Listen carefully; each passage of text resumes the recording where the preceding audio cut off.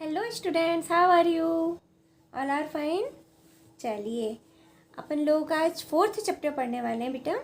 ठीक है, इससे पहले के 3 चैप्टर मैं आप डाल चुकी हूँ, आप लोगों ने पढ़े होंगे। जिसने नहीं पढ़े हैं वो मेरे पहले वाले वीडियोस में जाके और आप जाके अच्छे से 3 चैप्टर तक रीड कर सकते हैं। ठीक है ना। और इस बार 4th चैप्टर डाल रहे हैं। 4th चैप्टर जो है आपका बहुत मस्त चैप्टर है। हंस हंस के लोटपोट हो जाएंगे और बहुत मज़े आएंगे आपको। ये हास्य बालक बाल कवि सम्मेलन है। ठीक है, कवि सम्मेलन के बारे में आप लोगों ने सबसे सुना है ना। ठीक है, जब कवि सम्मेलन होते हैं तो कवि कोई भी टॉपिक को लेके, कोई भी एक विषय लेके और उस पर कविताएँ रचते हैं, है ना।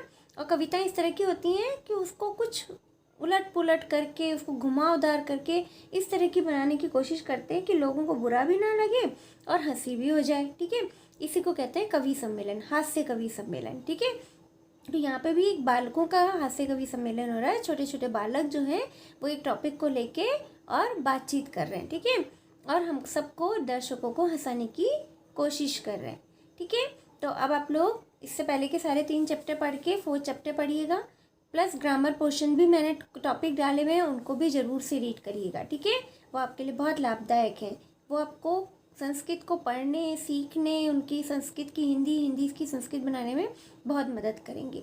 ठीक है, तो आप लोग जाके ज़रूर से वीडियोस देखिएगा। तो हम आज अभी 4th चैप्टर स्टार्ट करने जा रहे हैं, हास्य बाल कवि सम्मेलन। ठीक है, हास्य मतलब हंसी मजाक का बाल कवि सम्मेलन हो रहा है। तो देखिए ध्यान से, अच्छे से वर्ड टू वर्ड देखिएगा। विविध वेशभूषाधारिणः चत्वारः बालकवयः मंचस्य उपरि उपविष्टा सन्ति।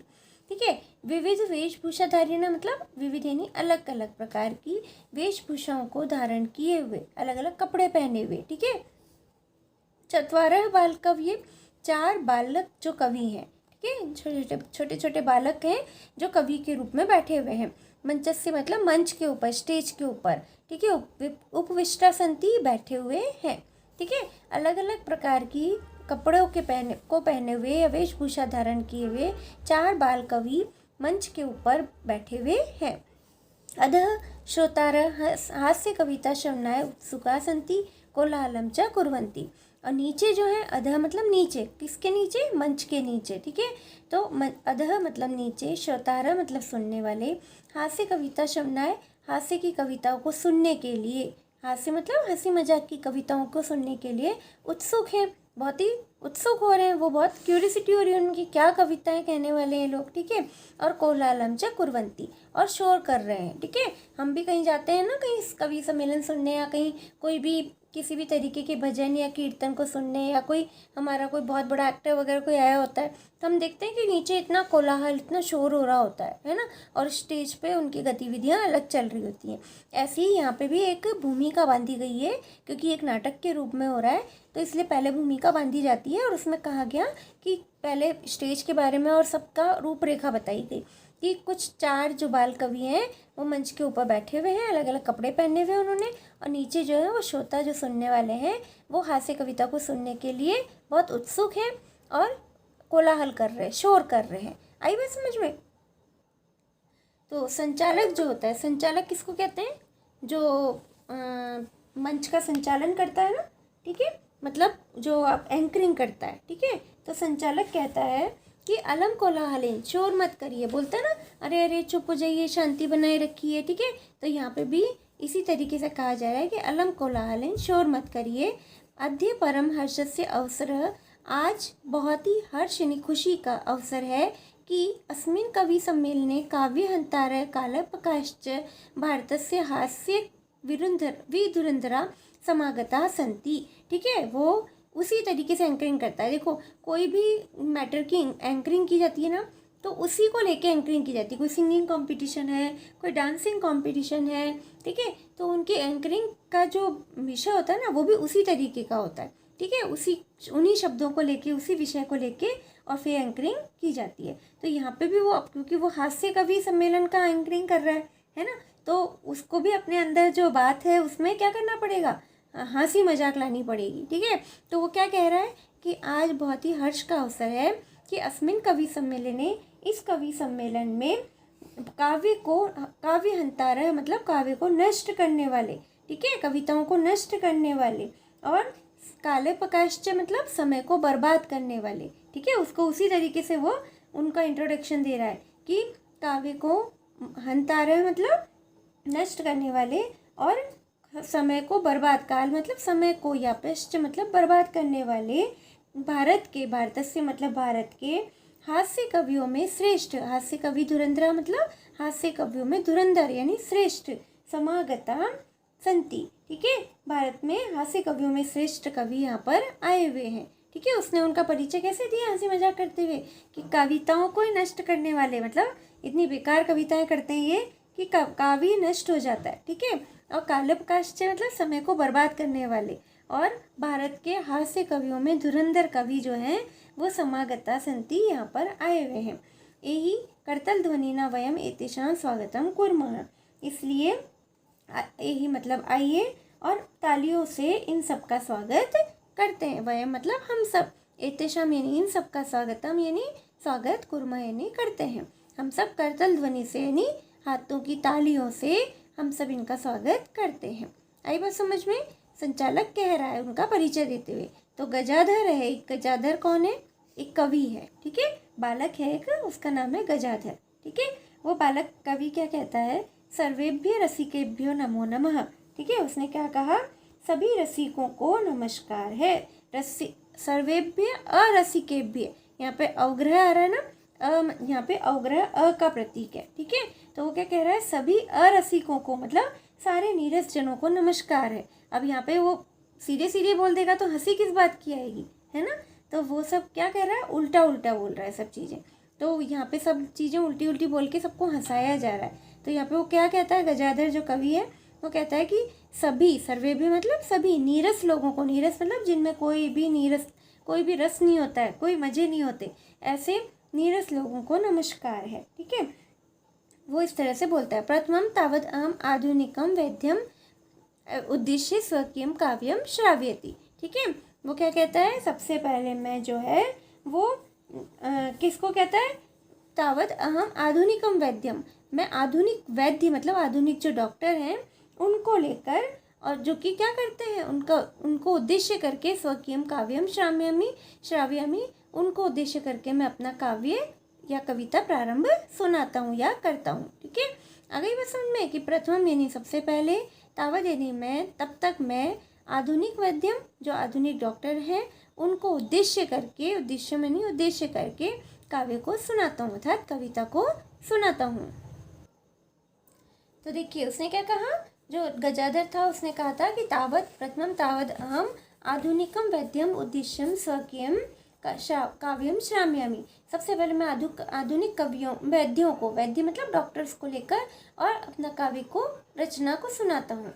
वैद्यराज नमस्तुभ्यम यमराज सहोदरः यमस्तु हरति प्राणान वैद्यः प्राणान धनानि च, ठीक है। वो क्या करता है, उनको मजाक में लेते हुए उनकी हंसी उड़ाता है, किसकी, जो आधुनिक जो वैद्य हैं, जो डॉक्टर हैं, ठीक है, कि वैद्यराज, वो कहता है हे वैद्यराज, हे डॉक्टर, नमस्तुभ्यम तुमको नमस्कार है, ठीक है, आपको नमस्कार है। यमराज सहोदर, आप कौन हो, यमराज के सगे भाई हो। यमराज किसको कहते हैं, जो मृत्यु के देवता होते हैं, ठीक है, जो ईश्वर, जो मृत्यु के देवता होते हैं, जो यमराज किसको कहते हैं, जो मृत्यु लेने के लिए, हमको लेने के लिए आते हैं ना, ठीक है। हमने पिक्चर्स में भी देखा हुआ है ना, सब बच्चे जानते हैं यमराज कौन होते हैं, ठीक है।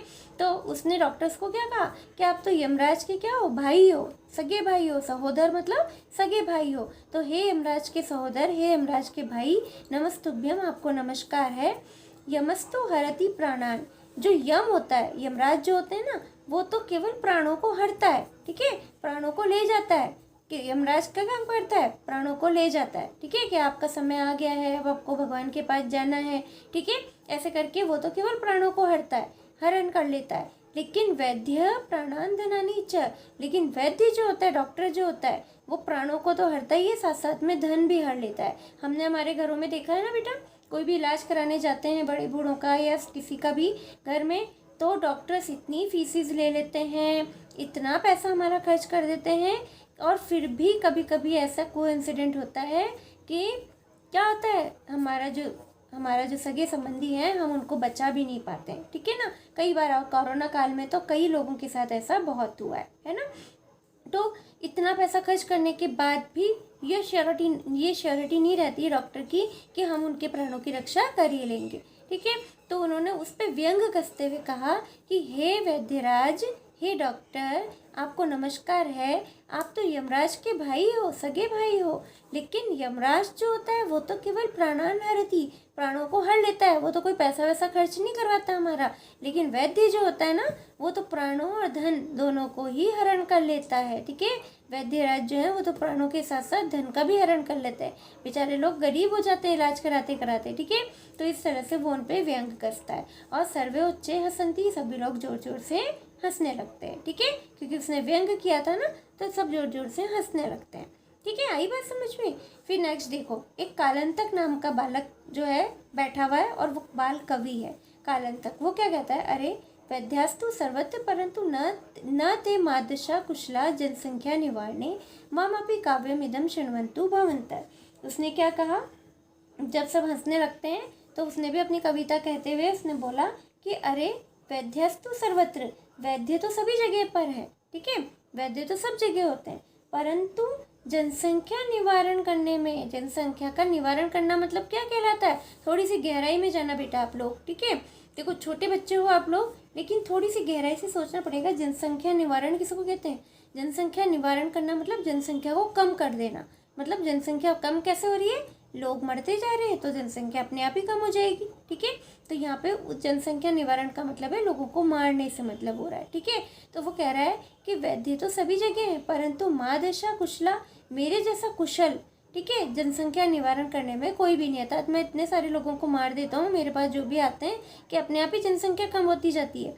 मतलब वो डॉक्टर है लेकिन वो डॉक्टर क्या काम कर रहा है, जनसंख्या का निवारण कर रहा है, लोगों को मारता रहता है, ठीक है, किसी को भी सही नहीं करता है और लोग उसके पास जाके मर जाते हैं। तो वो खुद को कुशल बता रहा है कि मेरे जैसा मादृशा मतलब मेरे जैसा कुशल जो है वो डॉक्टर ऐसा कोई नहीं है जो जनसंख्या का निवारण करता है, ठीक है। आ रही बात समझ में। वो क्या कहता है, अरे वैद्य तो सभी जगह है किंतु जनसंख्या का निवारण करने में मेरे जैसा कुशल या मेरे जैसा कोई भी नहीं है। मामपि काव्यम, मेरा भी काव्य इदम शृण्वन्तु भवन्तः, मेरे काव्य को भी, मेरे कविता को भी आप सुनिए, ठीक है। अब वो क्या कहता है, चितां प्रज्वलिता दृष्ट्वा वैद्यो विस्मय आगता, न अहम गतो न मैं भ्राता कस्येदं हस्तलाघवम्, ठीक है। वो क्या कहता है कि एक डॉक्टर जो है कहीं से जा रहा था रास्ते में से, ठीक है, और उसने देखा कि चितां प्रज्वलिता, चिता जल रही है, कोई डेड बॉडी होती है उसको जला देते हैं ना तो उसकी चिता कहलाती है। तो चिता जो जल रही थी,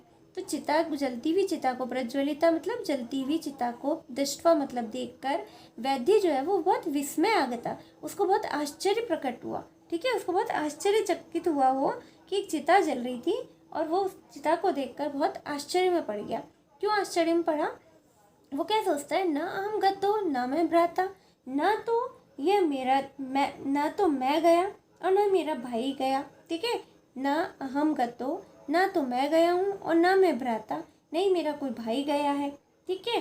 तो फिर कस्य इदम हस्तलाघवम्, ठीक है, तो यह किसके हाथ की सफाई है, मतलब ना तो मैंने इसको मारा, यहाँ पे क्या अर्थ हो रहा है कि ये चिता जिसकी चल रही है ना तो मेरे द्वारा ये गया हुआ है और नहीं ये मेरे भाई के द्वारा गया है, मतलब मेरे भाई ने भी इसको नहीं मारा है। तो कस्य इदम, यह कस्य मतलब किसके, हस्तलाघवम् यानी हाथों की कुशलता है, मतलब वो तो मारने में सबको सबसे ज़्यादा खुद को श्रेष्ठ मान रहा था ना, तो वो सोच रहा है ऐसा कौन और है, किसके हाथ का ये कमाल है जो एक और चिता किसी ने जला दी, मैं तो चिताएं जलाता ही हूँ, लेकिन ये किसके हाथों का कमाल है जिसने ये वाली चिता जला दी है, ठीक है, मेरे द्वारा तो ये नहीं किया गया है। मतलब वो जनसंख्या निवारण का काम करता है तो वो सोचता है कि मेरे जैसा कुशल कोई नहीं है जनसंख्या कम करने में, लोगों को मारने में। तो चिता को देखते हुए वो आश्चर्य प्रकट करता है कि ये किसके द्वारा मारा गया, ना तो मैंने मारा इसको ना मेरे भाई ने मारा, तो ये किसके हाथ का कमाल है, हस्तलाघवम् मतलब हाथ का कमाल, ठीक है, ये किसके हाथ की सफाई है। तो ऐसा जैसे कोई डॉक्टर ऐसे बोलेगा तो हमको हंसी आएगी ना, ये पागल थोड़ी ना है, ऐसे क्या बोल रहा है, ठीक है। तो सर्वे पुनः हसंती, सभी लोग फिर से हंसने लगते हैं। आ रही बात समझ में। इसको थोड़ा व्यंग रूप में लेना बेटा, हालांकि ये इतना व्यंग रूप में नहीं है, बहुत ही हमारे इस समय की दुविधा है, एक संकट है ये एक तरह का, कि डॉक्टर्स पर हम विश्वास नहीं कर पा रहे, है ना। लेकिन इस विश्वास नहीं कर पाने को इन कवि बाल कवियों ने व्यंग के रूप में एक टोंट कसा है, एक टॉर्चर किया है सारी जनता को कि किस तरह के डॉक्टर हो रहे हैं, ठीक है। कि वो डॉक्टर्स जो हैं उनको पता है कि कौन व्यक्ति किसके द्वारा मारा जा रहा है, ठीक है। हम तो कठपुतली हो गए ना उन लोगों के हाथ की। वो कहते हैं इसके पास चले जाओ, ये टेस्ट करा लो, ये दवाई ले लो, ये इंजेक्शन लगा लो। हम बेचारे मजबूर इंसान जिनको इसके बारे में कुछ नहीं पता होता, हम क्या करते हैं, हम लोग जो है उनके कहे अनुसार करते जाते हैं और पैसा जेब से निकालते जाते हैं। लेकिन उन लोगों को जरा सी भी दया भाव दृष्टि नहीं होती और न ही वो इस मरीज के बारे में सोचते हैं, और वो उन लोगों के लिए एक तरह से खेल होता है, ठीक है। और जब मरीज नहीं बचा पाते तो भी उनके मन में कर्सी नहीं होती कि वो वो पैसा जो है वो वापस लौटा दें या कुछ रियायत दे दें उसके लिए कि कोई गरीब है, तो ऐसा कुछ भी नहीं होता। बेचारा गरीब जो है वो कहीं से भी कैसे भी करके और इलाज करवाता है। तो यहाँ पे खास से किया गया है उन लोगों को टॉर्चर करने के लिए, ठीक है। तो वो इस तरह से कहता है तो सभी जो है जोर जोर से हंसने लगते हैं। तो तुंदिलह एक कवि का नाम है। तुंदिलह कहते हैं तोंद वाला, ठीक है। एक मोटा सा छोटा बच्चा है, ठीक है, वो उसकी तोंद निकली हुई है, उसका नाम ही क्या हो गया, तुंदिल, ठीक है। तो तुंदस्य ऊपरी हस्त आवर्त्य, ठीक है, अपनी तोंद के ऊपर, तो तुंदस्य मतलब तोंद के ऊपरी यानी ऊपर, हस्तम आवर्त्य हाथ फेरते हुए, तोंद के ऊपर हाथ फेरते हुए वो क्या कहता है, तुंदिलो अहम भो, ठीक है, मैं क्या हूँ, मैं, उसने क्या बोला कि मैं तुंदिलो अहम यानी मैं क्या हूँ, हे लोगों मैं पेटू हूँ, मैं तोंद वाला हूँ। उसने अपना इंट्रोडक्शन कैसे दिया, अरे लोगों मैं, वो मतलब अरे लोगों, तुंदिलो अहम मैं पेटू हूँ, मैं तोंद वाला हूँ, ठीक है। उसने अपना परिचय इस तरह से दिया, ठीक है। मामपि इदम काव्यम श्रूयताम, मेरे भी इस काव्य को सुनिए, ठीक है। जीवने धार्यताम च, और जीवन में धारण भी कीजिए। मेरे काव्य को सुनो और मेरे काव्य को जीवन में भी धारण करो। किसके द्वारा कहा गया, तुंदिल यानी तोंद वाले उस बालक के द्वारा कहा गया, ठीक है। तो अब उसने क्या कहा कि मेरे काव्य को भी सुनो और उसको भी जीवने धारितम जीवन में धारण करो। परान्नम, उसने कौन सी कविता बोली, तो इस तरह से बोली, परा अन्नम प्राप्य दुर्बुद्धे माँ शरीरे दया करू, परान्न दुर्लभम लोके शरीरानी पुनः पुनः। उसने भी फिर एक मजाक वाली बात कह दी। क्या बोली वो उसने कि अरे दुर्बुद्धों, मतलब सारे लोगों को उसने दुर्बुद्धि का, बुरी बुद्धि वालों, अरे बुरी बुद्धि वालों, ठीक है। परान्न मतलब दूसरे के अन्न को, ठीक है, अरे दुर्बुद्धि दूसरों का अन्न प्राप्त करके माँ शरीरे दया करूँ, ठीक है, अब दूसरों का अन्न प्राप्त करके अपने शरीर पे दया, माँ मतलब मत करो, ठीक है, अपने शरीर पे दया मत करो। परान्न मतलब दूसरे के अन्न को प्राप्त करके अपने शरीर पर दया मत करो। संसार में, लोके मतलब संसार में, ठीक है। परान्न दुर्लभम, पर अन्नम दुर्लभम, ठीक है। जो दूसरों का जो धन है, ठीक है, पराया जो अन्न है, अन्न से मतलब आ रहा है भोजन, ठीक है, जो पराया अन्न है वो बहुत दुर्लभ है, ठीक है। शरीरानी लोके शरीरानी पुनः पुनः, शरीर तो बार बार प्राप्त हो जाता है, लेकिन दूसरे के द्वारा जो दूसरों का अन्न होता है ना, वो बहुत ही मुश्किल से मिलता है। यहाँ वो व्यंग करते हुए कह रहा है, वो कह रहा है अपन स्कूल जाते हैं ना बेटा, आप लोगों ने ध्यान दिया होगा, क्लास में अपन लंच कर रहे होते हैं कभी, और सैटरडे वगैरह होता है तो कोई मैगी बना के ला रहा है, कोई पास्ता ला रहा है, किसी की मम्मी ने इडली भेजी है, किसी की मम्मी ने पास्ता भेजा है, तो क्या होता है, जिसके सिंपल पराठे वराठे आए हुए होते हैं ना, वो लोग का मन क्या ललचाता है, अरे यार मेरे तो पराठे ही हैं, पराठे तो मैं रोज़ ही खाता हूँ, आज मैं उसके टिफ़िन में से खा लेता हूँ, ठीक है। और फिर हम शेयर कर लेते हैं सारी चीज़ें, क्योंकि हमको दूसरे के टिफ़िन में अच्छी चीज़ दिख रही होती है, ठीक है। तो अपने दिमाग में क्या आता है, पराठे तो रोज़ ही खाते हैं, एक दिन वापस ले जाएंगे तो क्या फ़र्क पड़ जाएगा, अपन उसके साथ खा लेते हैं, ठीक है। तो हमने क्या किया, एक तरह से उसके अन्न को हमने ले लिया, पर अन्न दूसरा अन्न, दूसरे का भोजन, ठीक है। अब दूसरे का भोजन जो लिया, ठीक है, तो उससे शरीर पर दया तो हुई नहीं, ठीक है। हमारा शरीर जो है जितना पेट भरना चाहिए था उतना तो नहीं भरा, लेकिन क्योंकि दूसरों का धन, दूसरों का अन्न था, वो बहुत ही मुश्किल से मिलता है, ठीक है। रोज़ रोज़ तो कोई आपका अपना टिफ़िन आपको नहीं खिला देगा ना, बहुत मुश्किल से ऐसा मौका आता है। तो यहाँ पे भी इसी तरह से व्यंग करते हुए कहा गया कि दुर्बुद्धे, अरे बुरी बुद्धि वालों, परान्न प्राप्य, दूसरे के अन्न को प्राप्त करके, शरीरे माँ दया कुरु, अपने शरीर पर दया मत करो। ठीक है, अपने शरीर पे इतनी दया मत करो कि दूसरे का अन्न प्राप्त करके। ठीक है, पर अन्नम दुर्लभम लोके, क्योंकि पर जो दूसरों का जो अन्न है वो दुर्लभम, दुर्लभ यानी बहुत मुश्किल से मिलने योग्य है संसार में, लोके मतलब संसार में। शरीरानी पुनः पुनः, ये शरीर तो फिर वापस मिल जाएगा। ठीक है, शरीर तो फिर से जन्म ले लेगा, लेकिन दूसरों के द्वारा दूसरों का जो अन्न है वो हमको फिर से नहीं मिलने वाला है। तो इस प्रकार की उसकी कविता को सुन के सर्वे पुनः अट्टहासम कुर्वन्ति, सभी लोग फिर से जोर जोर से हंसने लगते हैं। ठीक है, एक बार फिर देख लो।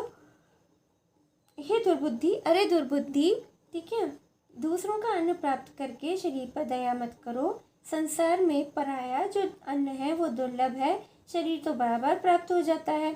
और फिर सभी लोग जोर जोर से हंसने लगते हैं। ठीक है, तो चारवाक एक बच्चा है। ठीक है, वो भी क्या कर रहा है, कविता कर रहा है, वहाँ पे बैठा हुआ। ये सब बच्चे बैठे हुए हैं आपस में, है ना। तो वो क्या कहता है, आम हम, हाँ हाँ। ठीक, उसने क्या सहमति देते हुए कहा, हाँ हाँ। शरीरस्य पोषणम सर्वथा उचितम एव, ठीक है, शरीर को पुष्ट करना सबसे ज़्यादा उचित होता है। हम अपने शरीर को ही सही नहीं रखेंगे तो क्या काम की और सब चीज़ें। ठीक है, तो उसने क्या कहा कि शरीरस्य पोषणम, शरीर का पोषण जो है वो सर्वथा यानी हमेशा ही उचित ही है। ठीक है, मतलब सबसे अच्छी बात होती है। ठीक है, यदि धनम नास्ति तदा ऋणम कृत्वा अपि पौष्टिकम पदार्थम एव भोक्तव्यम। वो कहता है कि यदि धन नहीं भी है, हमारे पास पैसे नहीं भी हैं, तो ऋण कृत्वा अपि, ऋण करके उधार लेकर भी पौष्टिकम पदार्थम एव भोक्तव्यम, हमें पौष्टिक पदार्थ को ही खाना चाहिए। वो फिर व्यंग करते हुए कहता है, हम ऐसा करते हैं कि आज हमारे पास कोई चीज़ नहीं है तो हम कोई उधार लेके थोड़ी ना खा लेंगे किसी से। ठीक है, हम किसी से ऋण नहीं ले सकते, किसी का एहसान नहीं ले सकते, नहीं है तो नहीं है, कम खा के रह लिया। ठीक है, यहाँ पे वो उल्टा कह रहा है, वो कह रहा है कि शरीर से पोषणम सर्वथम उचितम एव, शरीर का पोषण हमेशा उचित ही होता है। ठीक है, यदि धनम नास्ति, यदि पोषण करने के लिए यदि धन नहीं है, ठीक है, तदा ऋणम कृत्वा अपि पौष्टिकम पदार्थम एव भोक्तव्य, तो ऋण करके भी पौष्टिक पदार्थ को ही भोजन भोक्तव्य मतलब भोगना चाहिए। तथा कथयति चावाक कवि, और ऐसा ही कहकर वो चावाक कवि जो है अपनी पोयम कहने लगता है। ठीक है, जैसा कि चावाक कवि जो है वो इस पोयम के माध्यम से बता रहा है कि यावत जीवेत सुखम जीवेत ऋणम कत्वा धृत पीवेत। उसने एक लाइन में क्या मजाक किया कि जब तक जियो, ठीक है, यावत जीवेत, जब तक जियो या जब तक जीवन है, सुखम जीवेत, सुखपूर्वक जियो। ठीक है, रो रो के मत जियो, आज ये नहीं है, आज वो नहीं है। ठीक है, जब तक जीवन है तब तक क्या करो, सुखपूर्वक जियो। ऋणम कत्वा धृतम पीवेत, वो क्या कह रहा है कि ऋण ले लो। ठीक है, और ऋण लेकर धृत पियो मतलब घी को पियो, खूब एंजॉय करो लाइफ को। ऋण लेके करो लेकिन लाइफ को एंजॉय करो। वो इस तरह से उल्टी बात कह रहा है, जबकि ऋण लेके एंजॉय किया जा सकता है क्या, हमारे ऊपर और बोझ हो जाता है ना। ऋण लेना मतलब उधार लेना, लोन लेना।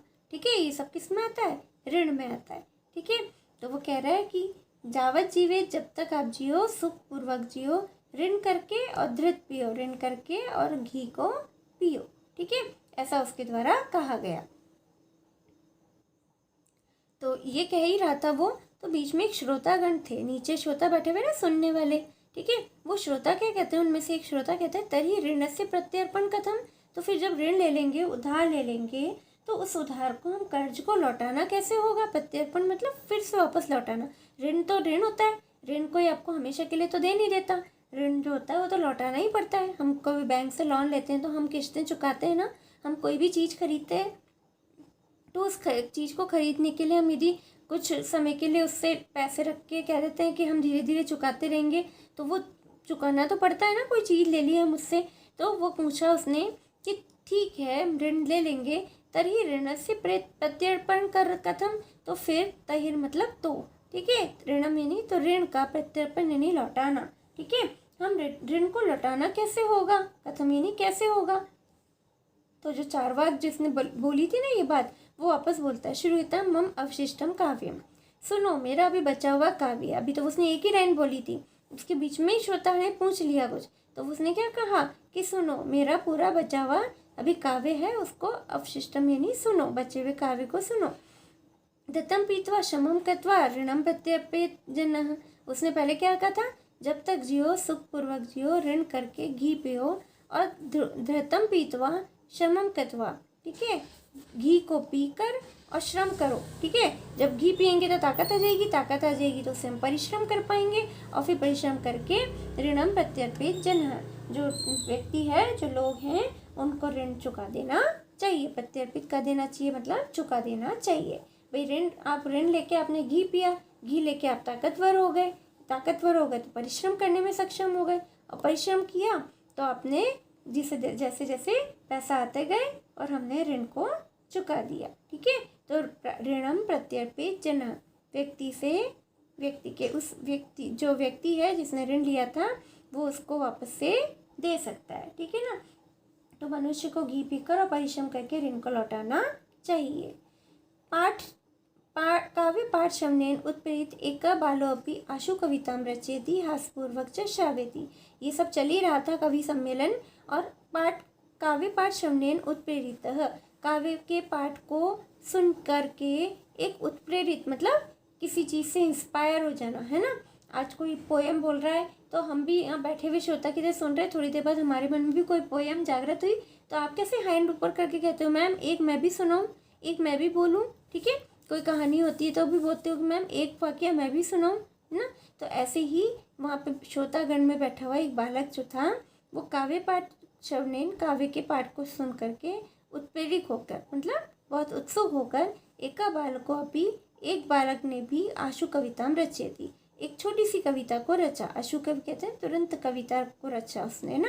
सबकी बातें सुन रहा था और सबकी बातें सुनते सुनते उसके मन में भी अचानक एक कविता आई। उसको कहते हैं अचानक से कविता उपजना मतलब आशु कवि होना।